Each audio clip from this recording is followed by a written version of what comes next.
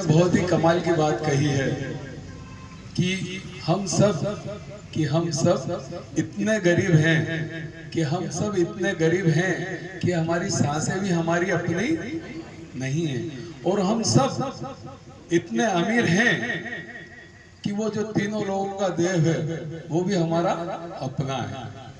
तो अमीरी भी इतनी है और गरीबी भी इतनी है। एक बहुत अच्छी कथा जो हमारे जीवन को बदलेगी, प्रभु के प्रति हमारे विश्वास और आस्था को बढ़ाएगी।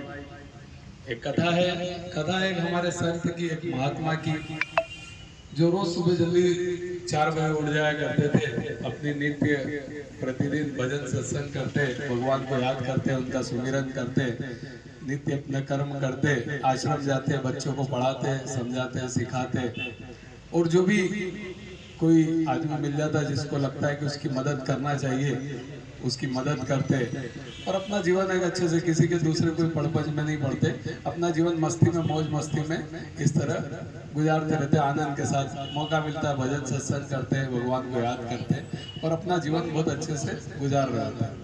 एक दिन की बात थी, जो हमारे संत महात्मा है वो अपना नित्य दैनिक क्रिया करने के पश्चात नदी भ्रमण करने के लिए निकलते हैं।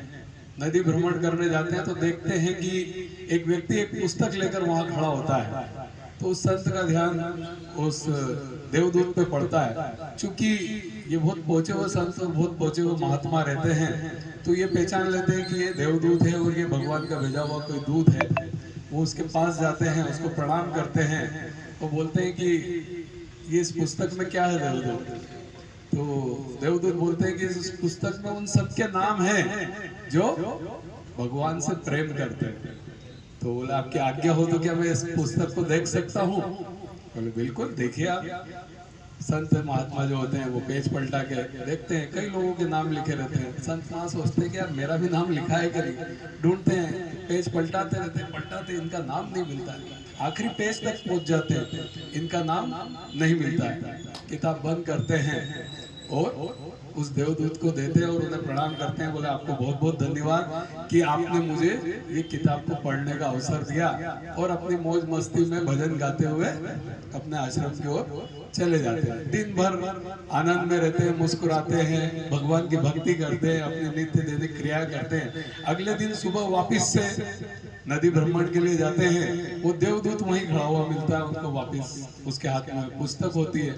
ये उसको वापस प्रणाम करते हैं और अपनी भजन मस्ती में आगे बढ़ते चले जाते हैं। तो देवदूत उन्हें रोकता है और बोलता है, क्या आज आप किताब नहीं देखना चाहोगे या किताब नहीं पढ़ना चाहोगे? तो बोलते महात्मा नहीं नहीं नहीं, मुझे कोई आवश्यकता नहीं, देखो हो सकता है आज आपका नाम इसमें आ गया हो।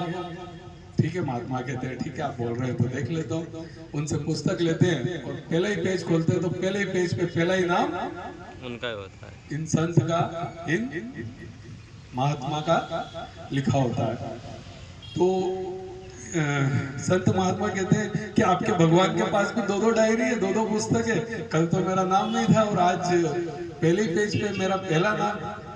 बोले कल जो मैं पुस्तक लाया था वो उन लोगों की थी, वो उन लोगों की थी जो भगवान से प्रेम करते हैं, और आज मैं जो पुस्तक लेके आया हूं वो पुस्तक है जिसमें उन लोगों के नाम लिखे हैं जिन्हें भगवान प्रेम करते हैं। ये सुन के महात्मा जी के आंखों में आंसू आ गए, वो रोने लग गए, अपना रोना रोक नहीं पाया कि, और सोचने लगे कि कल अच्छा हुआ कि मैं निराश नहीं हुआ, मैं उदास नहीं हुआ, मैंने भगवान को कोसा नहीं, उनको सुनाया नहीं तो आज मेरा नाम इस डायरी में नहीं होता। छोटी सी कहानी है लेकिन बहुत बड़ी सीख, बहुत बड़ा संदेश हमें हमारे जीवन में देती है कि कई बार हम भगवान से बहुत कुछ मांगते हैं और हमें नहीं मिलता तो हम भगवान को कोसने लगते हैं, उनसे दूरी बना लेते हैं और कहते हैं कि भगवान तो हमारी सुनता ही नहीं। तो ये छोटी सी कहानी हमें यही सिखाती है कि उन संत, उन महात्मा की तरह धैर्य रखें और प्रभु की भक्ति करते रहें। हो सकता है आपका नाम भी प्रभु की किसी दूसरी डायरी में पहले पहली पंक्ति में लिखा हो। तो भगवान से इतना प्यार करें कि आप भले उन्हें याद करें ना करें, वो आपको जरूर याद करें। तो जीवन में सकारात्मक रहें, धैर्य रखें और भगवान पर पूर्ण विश्वास रखें। बस यही इस कहानी का सार है। धन्यवाद।